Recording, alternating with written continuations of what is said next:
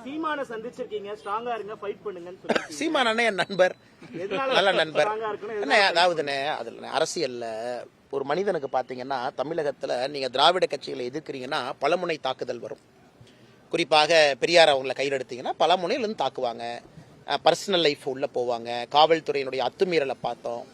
ஒரு மனிதனை தொடர்ந்து நீங்க அடிச்சுக்கிட்டே இருந்தீங்கன்னா அது எவ்வளவு பெரிய மனிதனாக இருந்தாலும் ஒரு இடத்துல வந்து மனது சோர்வடையும். ஆனால் அண்ணன் சீமான் அவர்களுக்கு சொன்னேன், உங்க பாதையில நீங்க போயிட்டே இருங்கன்னா எங்களுக்கும் அவருக்கும் நேரெதிர் கொள்கைகள் இருந்தாலும் கூட, அவர் பாரதிய ஜனதா கட்சியை நிறைய இடத்துல விமர்சனம் செய்தாலும் கூட, பிரதமர் அவர்களை விமர்சனம் செய்தாலும் கூட, அடிப்படையில் தமிழக அரசியல் களத்தில் திராவிட கட்சிகளை எதிர்த்து துணிவாக நின்று கொண்டிருக்கின்றார். அதனால அவர் துணிவா இருக்கணும். அவருடைய பாதையில் அவர் போட்டு எங்க பாதையில் நாங்க போறோம். ஏன்னா இந்த விஷயம் எல்லாம் சோர்வடைய செய்யுங்கண்ணா. தனிப்பட்ட தாக்குதல்கள், ஒரு மனிதனை வந்து அந்தரங்க விஷயங்கள், குறிப்பாக காவல்துறை வீட்டுக்குள்ள போனது, அது காட்சி ஊடகத்தில் நாம் எல்லாமே பார்த்தோம்.